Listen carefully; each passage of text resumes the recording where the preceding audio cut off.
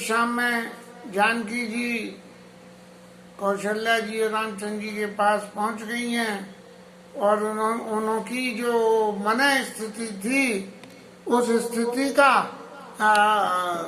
वर्णन करते हुए गोस्वामी जी ने लिखा के बैठ के सोच रही है कि मैं कैसे इनके संग जाऊंगी और क्या होगा।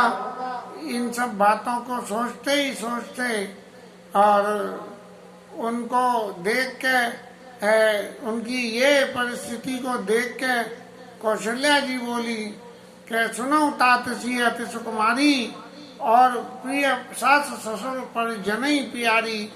ये सीता सब लोगों को अत्यंत प्रिय है और इनके पिता राजा जनक और ससुर इनके दशरथ भानुकुल के भूषण और पति रघुकुल रूपी सूर्य को खिलाने के लिए कमल को खिलाने के लिए सूर्य के समान अब इतने सारे गुण इनके अंदर मौजूद हैं और ये सब तरह से गुण और रूपों की निधान है। तो ऐसी परिस्थिति में इनके लिए क्या होना चाहिए जिसके विवरण में आगे कहती हुई मैं पुण्य पुत्र मधु प्रिय पाई और रूप राशि गुण शील सुहाई। मैंने बड़ी प्यारी पुत्र वधु को पाया है जो रूप से और गुणों का भंडार है। नयन पुतरी कर प्रीति बढ़ाई और राखेऊ प्राण जान की लाई। इस शरीर में आंख सबसे कोमल चीज होती है और आंख को बचाने के लिए भगवान ने जो है वो पलक लगाई है कि कोई दूर से भी फक जो करे तो आंखें हाल जम जाती हैं। तो नैन पुतरी कर प्रीति बढ़ाई, जैसे पलक और आंखों के बीच की प्रीति होती है ऐसी प्रीति रखे और मैंने जानकी के संग में प्रीति बढ़ी। राखो प्राण जानकी लाई, अपने प्राणों की तरह से मैं इनकी रक्षा करती रही, प्राणों की तरह से इनकी रक्षा मैं करती रही हूँ। जैसे कि अपने प्राणों की व्यक्ति रक्षा करता है ऐसे मैं करती हूँ। और कलप बेल जिमि बहु विधि लाली सींच स्नेह सुधा प्रतिपाली। ऐसे ही स्नेह रूपी अमृत से इनके जो है कल्प बेल को जैसे पाला जाता है ऐसे मैंने पाला है। और पलंग पीठ तजी गोद ढोड़ा सियन दीन पग अवन कठोरा, कि पलंग को छोड़ के कठोर धरती पे भी इन्होंने पांव नहीं रखा है। ऐसा लगता है कि ये उपमा गोस्वामी जी ने इसलिए दी है कि कोमलता के वर्णन करने में अति होना। जो भूमि की पुत्री है वो भूमि पे पांव न रखेंगी, ये कैसे संभव है कि उसको कठोरता मान लें। इसलिए ये जो है गोस्वामी जी ने अतिशय उपमा की सीमा देने के लिए लिख दिया ऐसा लगता है। और फूलत फलत भयो विधि बामा जान न जाय काह परिणाम। और इनके फूलते फलते हुए विधाता की क्या कृपा और लीला हो गई जिससे क्या विधिमामा अब क्या परिणाम होगा ये पता नहीं है। जियन मूल जिमी जोगवत रहो और दीप बात नहीं तारन कहूँ। जीवन की ज्योति के समान कि दीपक बुझ जाए तो जीवन खत्म हो जाए, ऐसे मैं इसका ध्यान रखती हूँ। और इनसे ये भी नहीं कहती हूँ कि दीपक की बत्ती को आप सही कर दो जिससे कि प्रॉपर रोशनी आ जाए। मन दीप ब्राजे भवन ब्राजे देहरी विद्रोह रची। कहते तो ये है कि राजा दशरथ के यहाँ मणियों के दीपक जलते थे, माने मणियाँ जो रखी रहती थी उनका प्रकाश इतना होता था कि एक्स्ट्रा लाइट की जरूरत नहीं पड़ती थी। फिर भी माता कौशल्या अपने स्नेह का वर्णन करने के लिए ये उपमा दे रही है। और फिर कह रही है सोई सोई सिया चलन चाहत है साता आयश का होई रघुनाथा आयश काई होई रघुनाथा। अब ऐसी कोमल सीता और वन चलने के लिए कहती है तो हे रघुनाथ तुम्हारी क्या आज्ञा है इस विषय में, ये क्या इनको जाना चाहिए या नहीं जाना। चंद किरण रस रस के चकोरी रवि दुख नयन सकई की जोरी।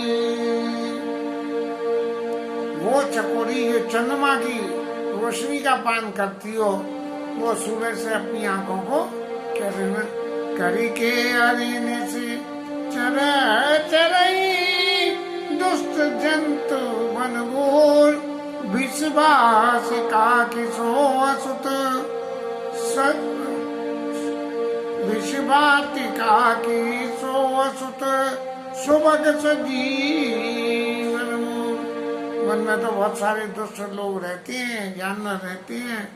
अरे कहीं संजीवनी बूटी जंगलों में शोभा देती है, विश्ववाटिका विष के बाग में कहीं संजीवनी बूटी से कोई शोभा होती है क्या?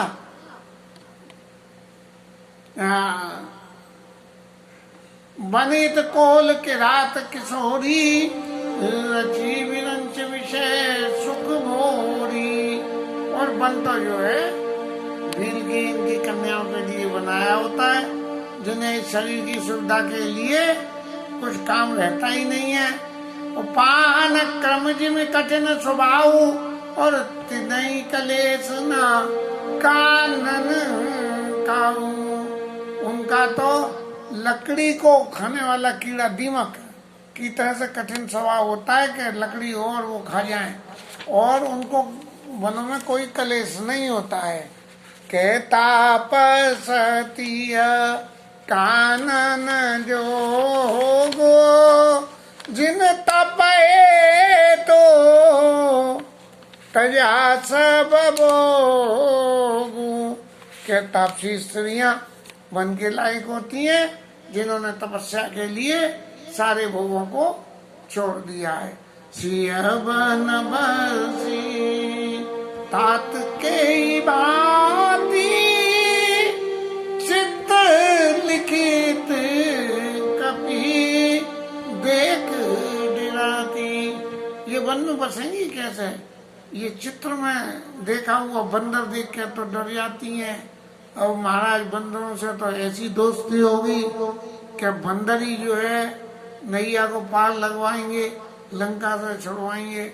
अब ये ऐसी जो है बंदरों को के फोटो देख के डर जाती हैं।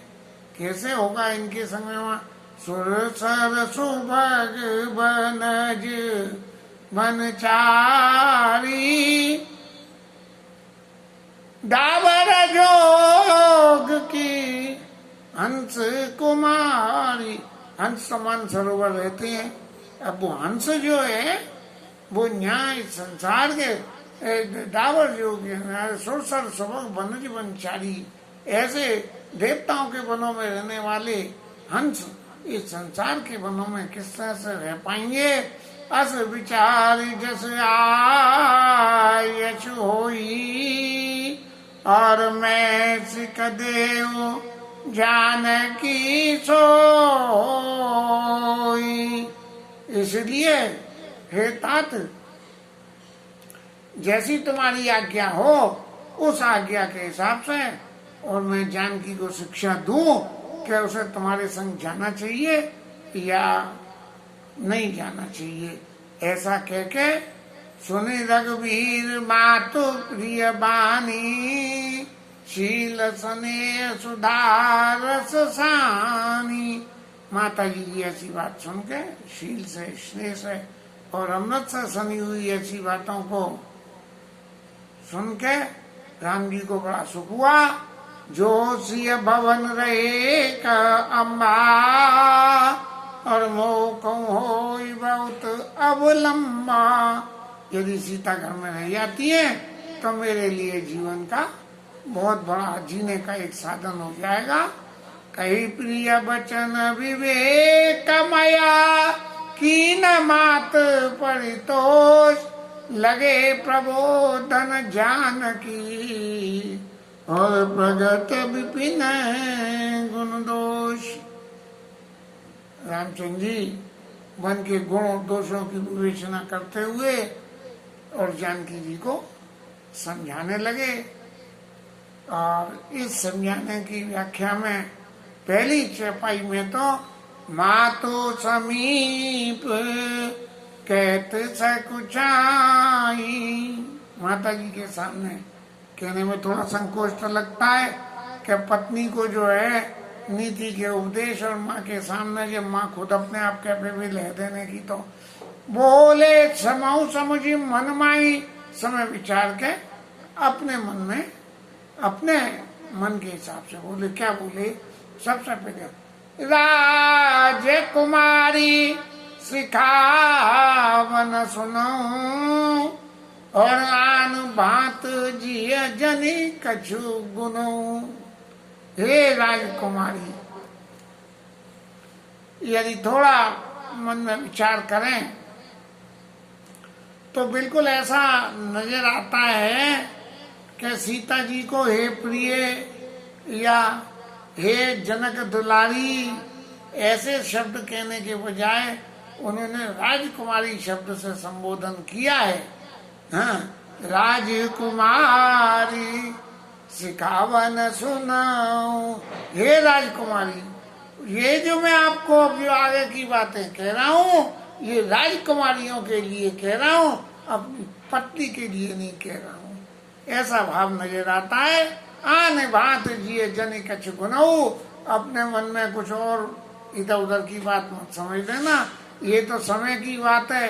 एक आदमी को किसी से कहना हो क्या भाई फलाने तेने जो है ये काम तो बड़ा गलत कर दिया है, तो सीधा सीधा उससे नहीं कह सकते हो, तो हमें क्या करना पड़ेगा? क्योंकि देखो, मैं एक जगह मैंने देखा था, वो एक आदमी ने ऐसा काम करा था, भाई बड़ा गलत काम। ऐसे ही राजकुमार सिखावन सुनो, आने बात जिए जनकज गनो, आपन मोर नीक जो चाहो। आप राजकुमारी होने के नाते अपना और मेरा दोनों का जो अच्छाई चाहती हो, भलाई चाहती हो, तो वचन हमारे मान कर रहो। राजकुमारी के रूप में आप यदि अपने आप को समझ रही हो तो आप घर पे ही रह जाओ। आइए मोरे सासु सेवकाई, और सब विधि भामिनी भवन भलाई। मेरी आज्ञा है और सासू की सेवा करने का आपको सुख मिलेगा। हे भामिनी, भामिनी शब्द का अर्थ जो मैंने सुना है वो सुंदर स्त्री से होता है। सब विधि भामिनी भवन। हम लोग तो भामिनी शब्द का अर्थ ये निकालते हैं कि भाई पत्नी के लिए भामिनी शब्द कहा जाता है, लेकिन ये भामिनी शब्द पत्नी के लिए नहीं होता। भामिनी शब्द किसी सुंदर स्त्री के लिए संबोधन। भामिन भयउ तोड़ मन भावा, घर घर नगर आनंद बढ़ावा, दशरथ जी ने भी कही है। हालांकि उपयोग इसका पत्नी के संदर्भ में कहा जाता है, जबकि जीवन में पत्नी कितनी भी सुंदर क्यों ना हो, पति को वो सुंदरता नहीं दिखाई देती जो दूसरों को दिखाई देती है। आयस मोर सासु सेवकाई, सब विधि भामिनी भवन भलाई। ते अधिक धर्म नहीं दूजा, सादर सासु ससुर पद पूजा। एक स्त्री, विवाहिता स्त्री के लिए अपने सास ससुर की वंदना पूजा करना, उनकी सेवा करना, इससे बड़ा दूसरा कोई धर्म नहीं है। लेकिन ये बात जब दशरथ जी के परिचय में अवधपुरी रघुकुल मणि राहु और वेद विदित तेई दशरथ नाहु और धर्म धुरंधर गुणनिधि ज्ञानी हृदय भगति मति सारंगवानी, इन सब गुणों के बाद में एक लाइन एक दोहा लिखा गया, कौशल्यादि नार प्रिय शुभ आचरण पुनीत, आचरण शुभ है और पवित्र है, और पति अनुकूल प्रेम दृढ़, पति के अनुकूल, पत्नी का सबसे बड़ा गुण होता है पति के अनुकूल होना, पति अनुकूल प्रेम दृढ़ हरि पद कमल विनीत, और भगवान के चरणों में जिनका प्रेम हो, ये खूबी होनी चाहिए जो दशरथ जी की पत्नियों में। ऐसे ही राम जी भी यहाँ कह रहे हैं, इते अधिक धर्म नहीं दूजा, सादर सात ससुर पद पूजा, सात ससुर के चरणों की पूजा करना। हाँ, और जनक जी ने जब विदा करा तो उन्होंने क्या कहा, सास ससुर है गुर सेवा करे हो, सास ससुर की सेवा करना, और पति रुक लखी आयशु अनुसरे, पति का जैसा रुख हो उसके अनुसार आज्ञा पालन करना, चाहे वो आज्ञा सास की हो चाहे ससुर की हो। सास ससुर कोई ऐसी बात के जिस बात में पति और उनके बीच का विरोध हो तो जो पति की बात को मानना, सास ससुर की बात को नहीं मानना। जब जब मात करई सुधि बोरी, होई प्रेम विकल मति बोरी, मेरी याद करके जब माता जी परेशान हो जाए तब तुम क्या करना, तब तब तुम कही कथा पुरानी, सुंदर समुझा मृदुबानी, तब तब तुम पुरानी कथाओं को कह के और मीठी वाणी में खूब सुनाना। काऊ सुबाय सपत सत मोई, सुमुखी मातो हित राख तोई। मैं सिर्फ माता के हित के लिए तुम्हें रखना चाहता हूँ। यहाँ भी शब्द सुमुखी कहा गया है। गुरु श्रुति सम्मत धर्म फला, पाई अभिनय कलेश, जो धर्म से मिलने वाले फल हैं, यदि सास ससुर की सेवा करोगे तो बिना किसी एक्स्ट्रा परिश्रम के मिल जाते। हट बस सब संकट से और गालब नहुष नरेश, यदि आपने भले ही भावना आपकी कुछ भी रही हो, लेकिन यदि हट करके और संग पति का करोगे और उनकी हट करके उनकी आज्ञाओं का उल्लंघन करोगे तो आपको कष्ट सहना ही पड़ेगा। और इसके बाद रामचंद्र जी कह रहे हैं, मैं पुण्य कर प्रमाण पितु बानी, भेग फिरव सुन सुमुखी सयानी। यहाँ भी सुमुखी शब्द कहिए। मैं जल्दी लौट आऊंगा और दिवस जात नहीं लागई बारा, और सुंदर सिकवन सुनो हमारा। सारे उपदेश सुंदर स्त्रियों के लिए दिए गए हैं। जो अध करो प्रेम बस बामा तो तुम दुख पाओ परिणामा। अब यहाँ एक जो हट करो प्रेम बस मामा, हे मेरी भामांगा। यहाँ पत्नी शब्द के लिए कहा तो तुम दुख पाओ परिणामा। पति के संग जाने के लिए हट करके यदि जाओगी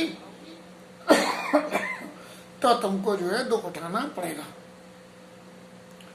कानन कठिन भयंकर वारी, घोर घाम घाम वारी बन के बहुत सारे दुख तकलीफें, जिन सारे तकलीफों की व्याख्या करते हुए रामजी ने कहा, मोने भूमि शयन बल कल बसना, बल कल वस्त्र पहनने पड़ेंगे, जमीन में सोना पड़ेगा, और खाने पीने को जो है कंदमूल फल मिलेंगे, अनाज मिलेगा नहीं, और वो भी हर समय मिलेंगे नहीं, और समय की अनुकूलता होगी नहीं, कभी सुबह मिले, दोपहर मिले, संध्या मिले।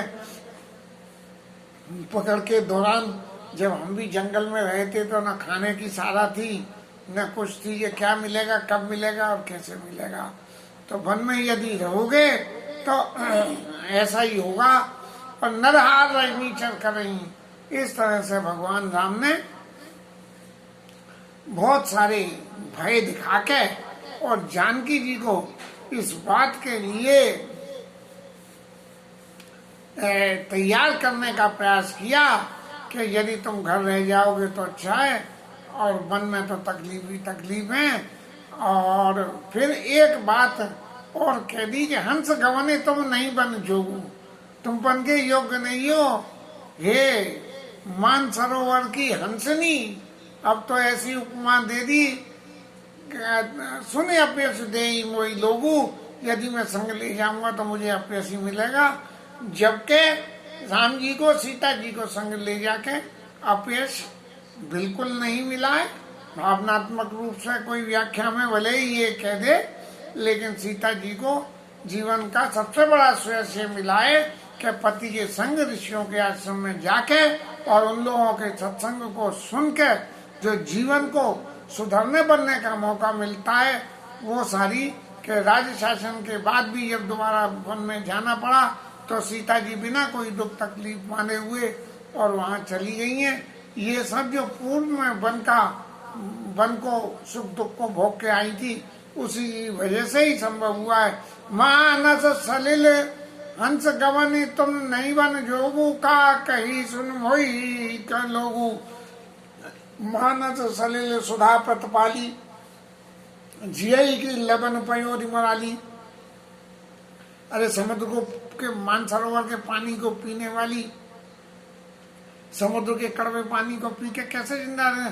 नवरसाल भन बेरन शीला, सो की कोकिल विपिन करीला।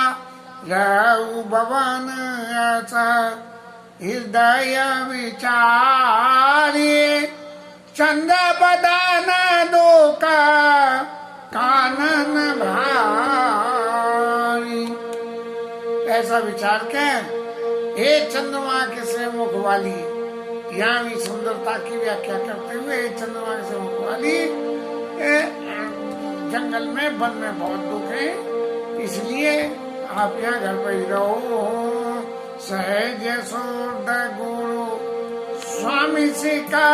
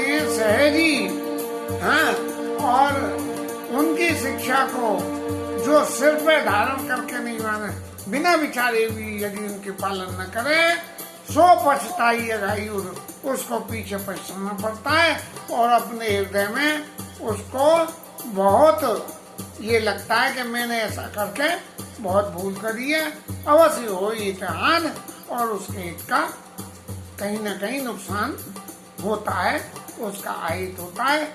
ऐसी विचार करके जानकी जी आप घर में ही रहिए। अब सारी शिक्षाएं तो दी गई हैं राजकुमारी के लिए, और जानकी जी पत्नी है, क्या पत्नी के ऊपर ये सारी शिक्षाएं लागू होंगी? होंगी तो सही शिक्षा, लेकिन उनके संग में कुछ कंडीशन और हैं। यदि वो कंडीशन पूर्ति हो जाए तो ये शिक्षा घर रहने वाली हितकारी हो जाएंगी, और ये नहीं है तो नहीं होंगी। यदि पति सब तरह से समर्थ है तब तो ठीक है, और पति की समर्थता में कोई भेद है तो घर रहना उचित है। सुंदर स्त्री के लिए घर पे ही रहना उचित है, इससे ज्यादा। और दूसरा अर्थ मेरी विद्या बुद्धि तो निकाल नहीं पा रही है, आगे ठाकुर जी जाने और हमारे गोस्वामी जी महाराज जाने कि वो क्या कहना चाह रहे हैं। इसके साथ ही आज की कथा विश्राम। हरि नाम कीर्तन।